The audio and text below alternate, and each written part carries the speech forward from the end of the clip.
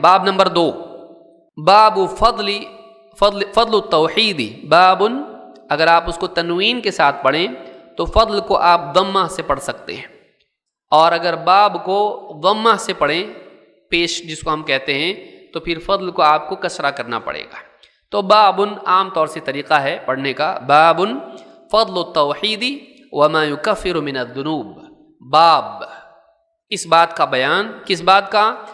توحید کی فضیلت اور کس طرح سے توحید انسان کے گناہوں کو مٹا دیتی ہے، ان کا کفارہ کرتی ہے۔ تو توحید کی فضیلت کا بیان اور اس بات کا بیان کہ توحید انسان کے گناہوں کو مٹاتی ہے، کہ انسان سے بعض گناہ ہو جاتے ہیں، اگر توحید کا اہتمام کرنے والا ہے تو اللہ تعالیٰ اس کے گناہوں کو مٹا دے گا۔ ان باقی غلطیاں معاف ہو سکتی ہیں، شرط یہ ہے کہ زندگی میں توحید ہو۔ اس باب میں اس بات کو بیان کیا گیا ہے۔ تو اس باب میں، پچھلے باب میں توحید کی اہمیت تھی، کتنی ضروری ہے توحید۔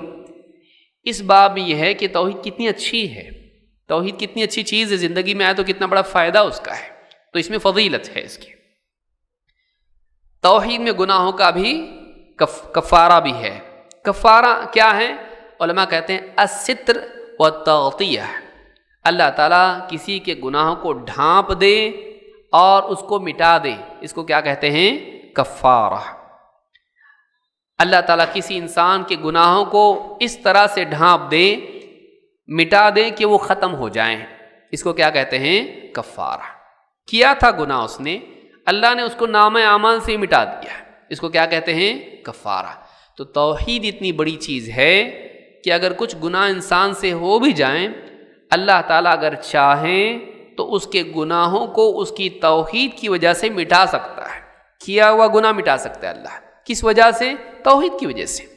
کیوں؟ مالک ہے وہ رب العالمین ہے، وہ جو چاہتا ہے کرتا ہے، لیکن بنیاد کیا ہے؟ توحید ہے۔ آئیے بڑھتے ہیں آگے۔ اللہ تعالیٰ قرآن کریم میں فرماتا ہے الذین آمنوا ولم يلبسوا ایمانہم بظلم اولئک لہم الامن وہم مہتدون۔ توحید کی فضیلت کیا ہے؟ اللہ تعالیٰ فرماتا ہے وہ لوگ الذین آمنوا جو ایمان لائے، ولم یلبسوا ایمانہم بظلم اور انہوں نے اپنے ایمان میں ظلم کی ملاوٹ نہیں کی، انہوں نے اپنے ایمان میں ظلم کی ملاوٹ نہیں کی، اولئک لہم الامن، یہی وہ لوگ ہیں جن کے لیے امن ہے، وہ مأمون رہیں گے، محفوظ رہیں گے، ان کے لیے خطرہ نہیں، وہم مہتدون، اور یہ ہدایت یافتہ لوگ ہیں اللہ کے نزدیک۔ دو کام دو انعام، دو کام دو انعام۔ پہلا کام کیا ہے؟ ایمان لائے۔ ہوا کام ختم؟ نہیں، ابھی تو کام شروع ہوا، ابھی تو کام شروع ہوا۔ کیا؟ ایمان لائے اور ایمان کو بچا کے رکھا۔ کس چیز سے بچایا؟ کہ کہیں ایمان میں شرک نہ مل جائے۔ معلوم ہوا کہ خطرہ زندگی بھر رہے گا کہ ایمان لانے کے بعد بھی اس میں شرک آ سکتا ہے، تو وہ زندگی بھر سٹرگل کرتے رہے، کوشش کرتے رہے کہ ان کا ایمان سیف رہے، ان کا ایمان محفوظ رہے، اس میں شرک نہ ملے۔ دو کام جنہوں نے کیے ان کے لیے انعام کیا ہے؟ دو چیزیں ہیں۔ ایک، ان کے لیے امن کا وعدہ ہے، پیس، سیفٹی، سیکیورٹی، وہ محفوظ رہیں گے دنیا میں اللہ کے عذاب سے، آخرت میں جہنم سے۔ اللہ تعالیٰ انہیں امن دے گا دنیا میں۔ معلوم ہوا کہ دنیا میں امن و امان کا ذریعہ توحید ہے۔ اگر زندگی میں توحید آئے گی، سماج میں توحید آئے گی، امن و امان آئے گا، اس کے بغیر امن و امان نہیں آ سکتا ہے۔ دوسری چیز ہدایت، اصل ہدایت یہ ہے کہ زندگی میں توحید ہو، توحید کے بغیر ہدایت کا تصور نہیں۔ دیکھو کتنا اچھا آدمی ہے، شراب پیتا تھا شراب چھوڑا، جوا کھیلتا تھا جوا چھوڑا، زنا کرتا تھا زنا چھوڑا، مار پیٹ کرتا تھا ظلم کرتا تھا وہ بھی چھوڑا۔ ہاں بندوں کا ظلم چھوڑا لیکن اب درگاہ پہ جا رہا ہے، اللہ والا ظلم نہیں چھوڑا، چھوٹا ظلم چھوڑا، اچھی بات ہے، بڑا ظلم کرنے لگ گیا، اب میں بھائی دیندار بن گیا، اب کیا کرتا میں بابا کے در کا بھکاری بن گیا۔ ہاں غلط گیا تو، ایمان لایا اللہ پر لیکن ایمان میں کیا ملایا؟ ظلم۔ اللہ کے حق میں دوسرے کو شریک کر دیا، یہ ظلم ہے اللہ کے ساتھ، یہ ظلم ہے۔ آپ خود بھی اگر کوئی آپ کا حق ہے، کسی نے آپ سے قرض لیا، اب آپ کو لوٹانا ہے، اب آپ لینے کے لیے گئے، اتنے میں ایک فقیر آیا، کتنے دینے تھے آپ کے؟ 50,000 دینے تھے، تو آپ کو کہا لو ایک کام کرو، آپ 25 لو، فقیر کو 25 دے دیا، میں دے دیا، آپ کیا کہیں گے؟ وہ میرا حق تھا، میرے حق میں سے تو کسی کو دے سکتا نہیں، یہ کیا ہے؟ ظلم ہے، تو نے میرا حق کسی اور کو دے دیا۔ تو بندے کا حق اگر کسی اور کو دیا جائے تو بندے کے معاملے میں ظلم ہے۔ عبادت کس کا حق ہے؟ اللہ کا، اگر وہ کسی اور کو دیتا ہے تو کس کے معاملے میں ظلم ہے؟ اللہ کے۔ تو جو اللہ پر ایمان لائیں اور اپنے ایمان میں ظلم کو ملنے نہیں دیا، اللہ کا حق کسی اور کو نہیں دیا، ان کے لیے اللہ کی طرف سے وعدہ ہے امن کا، اور یہ لوگ اللہ کے نزدیک ہدایت یافتہ ہیں۔ سارا بگاڑ اپنی طرف، عقیدے کا بگاڑ نہیں چلے گا۔ تو ایک آدمی شراب، جوا، یہ وہ سب چھوڑتا ہے، لوگ سمجھتے کتنا نیک بن گیا، یہ نہیں دیکھتے کہ اس کا عقیدہ بگڑا ہوا ہے۔ اللہ کے نزدیک ہدایت صرف یہ نہیں ہے کہ ایک انسان اخلاق میں اچھا بن جائے، اللہ کے نزدیک ہدایت اصل یہ ہے کہ وہ توحید والا بن جائے۔ تو توحید نہیں تو ہدایت نہیں، چاہے کتنا بھی اچھا بن، کتنا بھی نیکیاں کرنے والا بن، توحید نہیں تو نیک نہیں، ہدایت نہیں۔ تو اس آیت میں یہ بتایا گیا ہے کہ نجات کے لیے ایسا ایمان مطلوب ہے جو شرک سے پاک ہو۔ نجات کے لیے ایسا ایمان چاہیے جس میں شرک نہ ہو۔ شرک ظلم ہے، کیونکہ حدیث میں اللہ کے نبی صلی اللہ علیہ وسلم نے اس آیت کی تفسیر میں کیا کہا؟ جب صحابہ پریشان ہوئے کہ ہم میں سے کون ہے جس سے کچھ نہ کچھ ظلم نہیں ہوتا، تو آپ نے جواب میں کہا کہ لیس کما تظنون، ویسا نہیں جیسا تم سمجھ رہے ہو، انما ہوا شرک، یہ جو ظلم یہاں پر کہا گیا ہے یہ شرک ہے۔ اس سے مراد کیا ہے؟ شرک ہے۔ یہ بخاری کی حدیث میں ہے، حدیث نمبر 3429 پر، جس میں یہ لفظ آیا ہے کہ انما ہوا شرک، تم جیسا سمجھ رہے ویسا نہیں ہے کہ لوگوں کے معاملے میں، اپنے معاملے میں ظلم۔ یہاں ظلم سے مراد کیا ہے؟ انما ہوا شرک، اس سے مراد شرک ہے کہ جو لوگ ایمان لائے اور اپنے ایمان میں شرک کو ملنے نہیں دیا، ان کے لیے امن کا وعدہ ہے، اور یہ لوگ اللہ کے نزدیک ہدایت یافتہ ہے، اور آخرت میں بھی ان کو ہدایت ملے گی، انہیں رہنمائی کی جائے گی جنت والے گھر کی طرف۔ انسان صرف دنیا میں محتاج ہے نہیں، آخرت میں بھی محتاج ہے، تو آخرت میں جنت کے گھر کی طرف ان کی رہنمائی کی جائے گی۔ تو اس اعتبار سے یہ آیت ہم نے دیکھی۔ اب ایک حدیث بھی دیکھ لیتے ہیں۔ عن عباد، یہ فضیلت ہے توحید کی کہ یہ لوگ ہدایت یافتہ بھی ہیں اور ان کے لیے امن بھی ہے۔ وعن عبادۃ بن الصامت رضی اللہ عنہ قال قال رسول اللہ صلی اللہ علیہ وسلم من شہد ان لا الہ الا اللہ وحدہ لا شریک لہ وان محمدا عبدہ ورسولہ وان عیسی عبد اللہ ورسولہ وکلمتہ القاها الى مریم وروح منہ والجنۃ حق والنار حق ادخلہ اللہ الجنۃ على ما كان من العمل اخرجاہ۔ عبادہ ابن صامت رضی اللہ تعالیٰ سے روایت ہے، فرماتے ہیں اللہ کے رسول صلی اللہ علیہ وسلم نے ارشاد فرمایا، جو شخص اس بات کی گواہی دے کہ اللہ کے سوا کوئی عبادت کا حقدار نہیں، اللہ اکیلا ہے، اس کا کوئی شریک نہیں، اور محمد صلی اللہ علیہ وسلم اللہ کے بندے اور اس کے رسول ہیں، اس کی گواہی دے، اور اس کی بھی گواہی دے کہ عیسیٰ علیہ السلام بھی اللہ کے بندے اور اس کے رسول ہیں، اور وَكَلِمَتُهُ أَلْقَاهَا إِلَى مَرْيَمَ وَرُوحٌ مِّنْهُ، اور اللہ کی طرف سے مریم کی طرف القاء کیا گیا کلمہ ہیں اور اس کی طرف سے ایک روح ہے، اور جنت حق ہے اور جہنم حق ہے، جہنم کی آگ حق ہے، تو یہ جو گواہی دیتا ہے اللہ تعالیٰ اسے جنت میں داخل کرے گا اس کے عمل کے مطابق۔ وہ جس عمل پر ہوگا اللہ تعالیٰ اسے جنت میں ڈالے گا اس کے مطابق۔ اس حدیث کو امام البخاری و مسلم دونوں نے روایت کیا ہے۔ بخاری حدیث نمبر 3435 اور مسلم حدیث نمبر 28۔ اس حدیث میں کئی باتیں ہیں۔ نمبر 1 کا جو اس بات کی گواہی دے کہ اللہ کے سوا کوئی عبادت کے لائق نہیں، پھر آگا وحدہ لا شریک لہ، یہ پہلی بات کی تاکید ہے اثبات و نفی میں۔ وحدہ لا الہ الا اللہ کی تاکید ہے اس میں، کیا وحدہ وہ اکیلا ہے، لا شریک لہ اس کا کوئی شریک نہیں۔ وحدہ میں اثبات ہے، لا شریک لہ میں نفی ہے، انکار ہے۔ پھر اس میں محمد صلی اللہ علیہ وسلم کی رسالت اور عبدیت کا اقرار ہے، آپ اللہ کے رسول بھی تھے اور آپ اللہ کے بندے بھی، تو رسالت اور عبدیت دونوں کو جمع کیا ہے۔ بندوں کے اعتبار سے رسول، اللہ کی نسبت سے بندے، کہ آپ کی ذمہ داریاں دونوں تھیں، اللہ کی عبادت کا حق بھی ادا کرنا یہ بھی آپ کی ذمہ داری تھی، اور اللہ کا پیغام لوگوں تک پہنچانا یہ بھی آپ کی ذمہ داری تھی۔ اسی طرح سے وَأَنَّ عِيسَىٰ عَبْدُ اللَّهِ وَرَسُولُهُ، عیسیٰ علیہ السلام کا بھی یہی معاملہ ہے، عیسیٰ علیہ السلام بھی اللہ کے بندے اور اس کے رسول ہیں، وہ حیات ہیں، اللہ نے ان کو زندہ اوپر اٹھا لیا، اور عیسیٰ علیہ السلام اللہ کا کلمہ ہے۔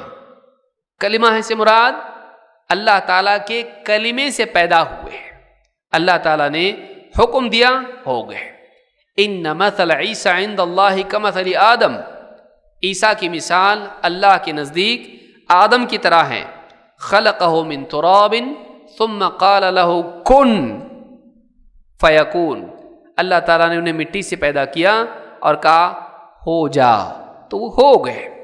تو اللہ تعالیٰ نے کن سے ان کو پیدا کیا، اس لیے کیا ہے اللہ تعالیٰ کا کلمہ ہے، یعنی کلمے کا نتیجہ ہے، اللہ تعالیٰ کے کلمے سے وہ پیدا ہوئے۔ جو آیت میں نے پڑھی ہے یہ سورہ آل عمران کی آیت نمبر 59 ہے، 59۔ پھر اس حدیث میں ہے کہ عیسیٰ علیہ السلام اللہ کا کلمہ ہے، اس کی طرف سے روح ہے۔ روح ہے کا مطلب یہ ہے کہ اللہ تعالیٰ کی جتنی پیدا کی ہوئی روحیں ہیں، اللہ تعالیٰ نے پہلے روحوں کو پیدا کیا، پھر ماں کے بطن میں بچہ ہوتا ہے اور پھر روح آتی ہے، تو روح پہلے سے بنی ہوئی ہے۔ تو یہ جو روحیں ہیں اللہ کی مخلوق ہیں، ان روحوں میں سے ایک روح فضیلت والی، شرف والی کون سی ہے؟ عیسیٰ علیہ السلام کی۔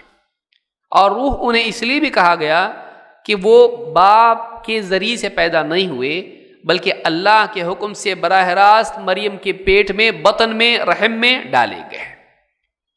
مرد اور عورت کے ملاپ سے اولاد پیدا ہوتی ہے، اللہ کی سنت یہ ہے۔ عیسیٰ علیہ السلام ایسا پیدا نہیں ہوئے کہ پیٹ میں نطفہ، علقہ، مضغہ، پھر روح، وہ مرحلہ نہیں آیا، ڈائریکٹ روح کا مرحلہ آیا۔ تو اس لیے اللہ کی طرف سے بھیجی ہوئی کیا ہیں؟ روح ہیں، اللہ کی مخلوق ہیں۔ پھر جنت اور جہنم مخلوق ہیں، اللہ تعالیٰ نے پیدا کیا ہے اور موجود ہیں، اور کیا ہیں؟ موجود ہیں۔ اور اسی طرح سے حدیث میں یہ بات بیان کی گئی کہ اس کے عمل کے مطابق اللہ اس کو جنت میں ڈالے گا جو ان چیزوں کی گواہی دے گا۔ نیک ہے، بہت سارے اعمال نیک اس نے کیے، گناہوں سے بچا، اس کے مطابق اس کو جنت کا مقام ملے گا۔ اس سے کم ہے، اس کے مطابق اس کو جنت ملے گی۔ لیکن جس کا خاتمہ اس عقیدے پر ہو کہ محمد صلی اللہ علیہ وسلم اور عیسیٰ علیہ السلام اللہ کے ساتھ رب نہیں ہے، معبود نہیں ہے، بلکہ اللہ کے رسول اور بندے ہیں، بندے ہی تھے، بندگی سے اوپر اٹھ کے رب نہیں بن گئے، معبود نہیں بن گئے، جیسے بہت سارے لوگوں نے جہالت میں عیسیٰ علیہ السلام کے ساتھ کیا، اور بہت سارے لوگوں نے خود محمد صلی اللہ علیہ وسلم کے ساتھ کیا، بلکہ پیڑ پودے، ولی اور سب کے ساتھ کر دیا۔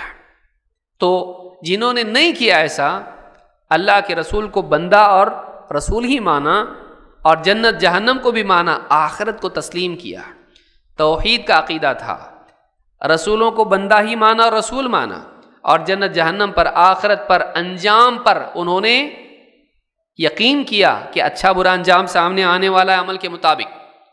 تو اللہ کے نبی صلی اللہ علیہ وسلم فرماتے ہیں اللہ ایک نہ ایک دن انہیں ضرور جنت میں ڈالے گا، یہ ہمیشہ کے لیے جہنم میں نہیں جائیں گے، جیسا عمل ہوگا ویسی جنت ملے گی، جس درجے کا عمل ہوگا اس درجے کی جنت ملے گی۔ تو اس حدیث سے یہ بات معلوم ہوئی کہ موحدین اگر گناہ گار بھی ہوں تو ایک نہ ایک دن ضرور جنت پہ جائیں گے، چاہے جیسے عمل انہوں نے کیا ہو، لیکن جنت میں ضرور جائیں گے۔ وَلَهُمَا فِي حَدِيثِ عِتْبَانَ، آگے کہتے ہیں وَلَهُمَا فِي حَدِيثِ عِتْبَانَ رضی اللہ عنہ فَإِنَّ اللَّهَ حَرَّمَ عَلَى النَّارِ مَنْ قَالَ لَا إِلَهَ إِلَّا اللَّهِ يَبْتَغِي بِذَلِكَ وَجْهَ اللَّهِ۔ وَلَهُمَا یعنی بخاری اور مسلم ہی میں ایک حدیث ہے جو حضرت عتبان رضی اللہ تعالیٰ عنہ سے آئی ہے، اس کے الفاظ ہیں اللہ کے نبی صلی اللہ علیہ وسلم نے فرمایا فَإِنَّ اللَّهَ حَرَّمَ عَلَى النَّارِ، اللہ تعالیٰ نے جہنم پر حرام کر دیا ہے اس شخص کو من قال لا الہ الا اللہ، جو لا الہ الا اللہ کا اقرار کرے، یبتغی بذلک وجہ اللہ، اور اپنے اس اقرار میں اللہ کی رضا کا طالب ہو۔ کس کے لیے کہے؟ اللہ کے لیے، جان بچانے کے لیے نہیں، دنیا میں مقام پانے کے لیے نہیں، بلکہ اللہ کو راضی کرنے کے لیے وہ لا الہ الا اللہ کا اقرار کرے۔ تو اس حدیث میں بتایا گیا کہ جو اللہ کی خاطر لا الہ الا اللہ کا اقرار کرے، شہادتین کا اہتمام کرے، لا الہ الا اللہ کا اقرار کرے، وہ جہنم اس پر حرام ہے، وہ جہنم پر حرام ہے، یعنی جہنم اسے نہیں جلائے گی۔ تحریم کا معنی عربی زبان میں منع کے ہوتے ہیں، حرم منع، ممنوع ہے کہ جہنم اسے جلائے یا اسے نقصان پہنچائے، یعنی وہ ہمیشہ جہنم میں نہیں رہے گا۔ اس حدیث میں اخلاص کے ساتھ توحید کے اقرار کی فضیلت ہے۔ اس حدیث سے بات معلوم ہوتی ہے کہ آدمی کو اللہ کی خاطر کلمہ پڑھنا چاہیے، اپنی جان بچانے کے لیے یا مسلمان ہونے کے جو بھی فوائد حاصل کرنے کے لیے نہیں جو دنیا میں ہوتے ہیں، بلکہ کس لیے؟ اللہ کو راضی کرنے کے لیے۔ تو توحید میں اخلاص ضروری ہے۔ یہ جو حدیث ہے یہ بخاری میں حدیث نمبر 425 اور صحیح مسلم میں حدیث نمبر 33 اس پر موجود ہے۔ آگے بڑھتے ہیں۔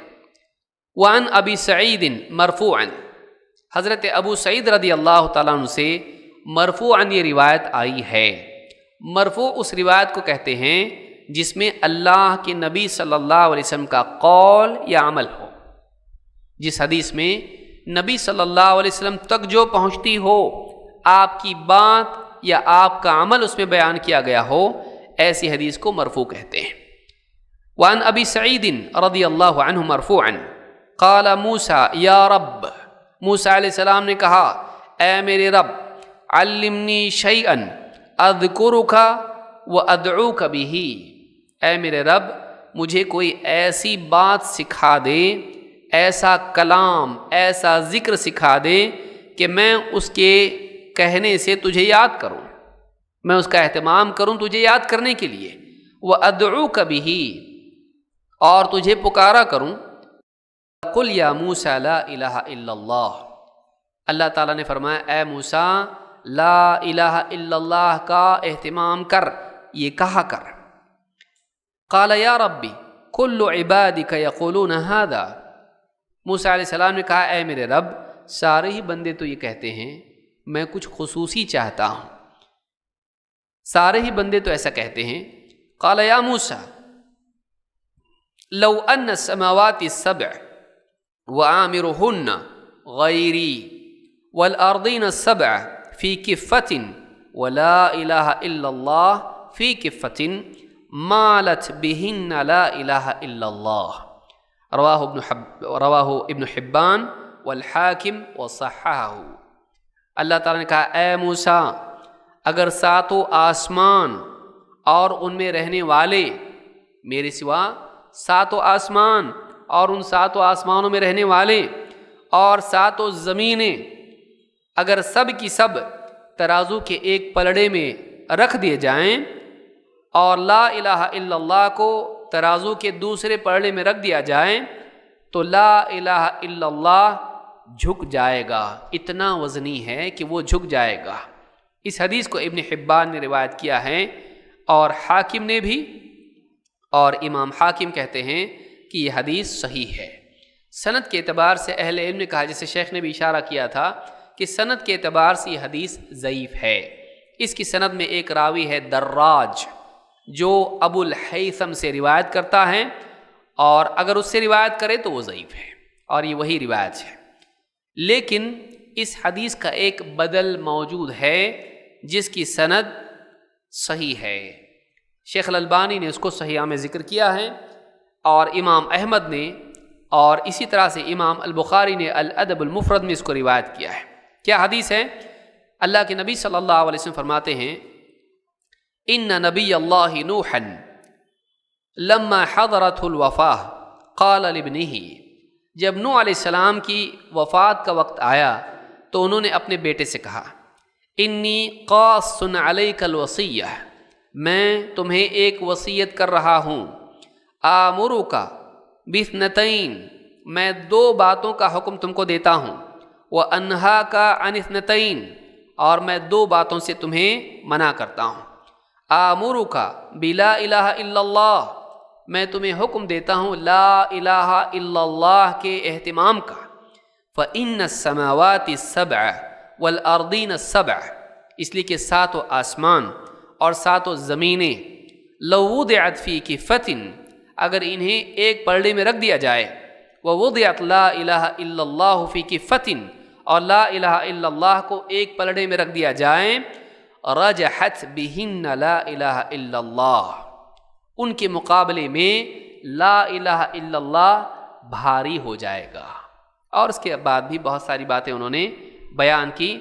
मुस्नद अहमद में हदीस नंबर 6583 और अल-अदब अल-मुफ़रद में हदीस नंबर 548 और अस-सहीहा में हदीस नंबर 134 के तहत शेख अल-अलबानी कहते हैं वहादा सनदुन सहीह, इसकी सनद सही है।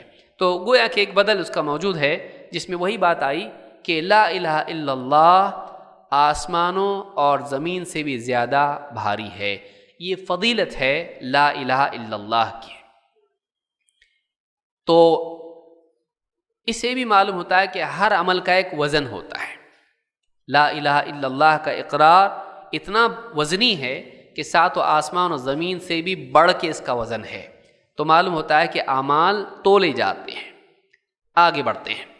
वली तिर्मिज़ी व हस्सनहु अन अनसिन रज़ियल्लाहु अन्हु क़ाल समिअतु रसूलल्लाहि सल्लल्लाहु अलैहि वसल्लम यक़ूल क़ाल अल्लाहु तआला या इब्न आदम इन्नक लौ अतैतनी बिक़ुराबिल अर्दि ख़ताया सुम्म लक़ीतनी ला तुशरिकु बी शैअन लअतैतुक बिक़ुराबिहा मग़फ़िरह।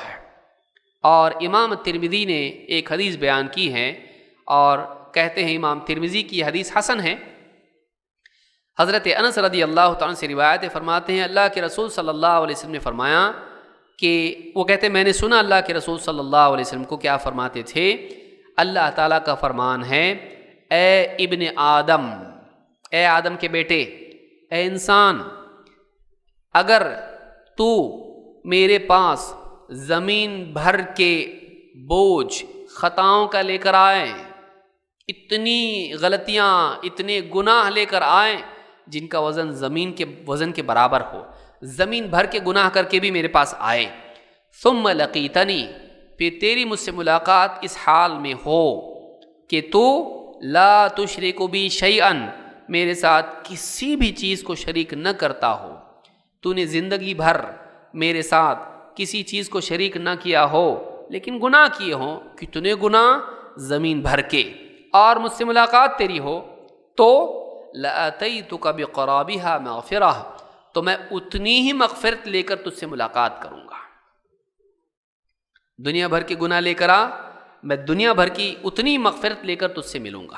یعنی اگر تو نے شرک نہ کیا ہو اور تیری زندگی میں گناہ ہو تو امید ہے کہ میں تیری مغفرت کروں، مغفرت کی امید پھر بھی ہے۔ لیکن زمین بھر کے نیکیاں لے کر آئے لیکن شرک کرنے والا ہو تو مغفرت کی امید ہے؟ تو معلوم یہ ہوا کہ توحید گناہوں کو مٹاتی ہے، توحید گناہوں کو مٹاتی ہے۔ توحید کی بنیاد پر ممکن ہے اللہ تعالیٰ سارے گناہوں کو معاف کرتے ہیں، اور یہ بھی ممکن ہے کہ اللہ سزا دے، لیکن امکان ہے کہ اللہ تعالیٰ اس کو سرے سے معاف کر دے اس کی توحید کی بنیاد پر۔ اس حدیث سے یہ بات معلوم ہوتی ہے۔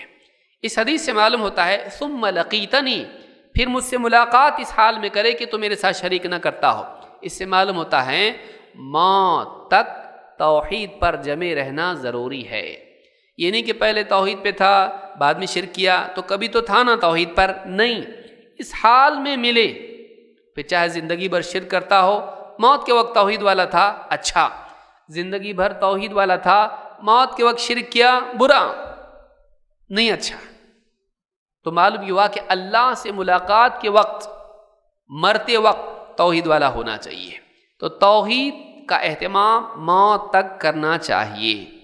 اس حدیث کو امام ترمذی نے روایت کیا ہے، اور صحیح الجامع صغیر میں حدیث نمبر 4338 پر شیخ الالبانی کہتے ہیں حدیث حسن ہے۔ صحیح الجامع صغیر حدیث نمبر 4338۔ یہ ہوا دوسرا باب۔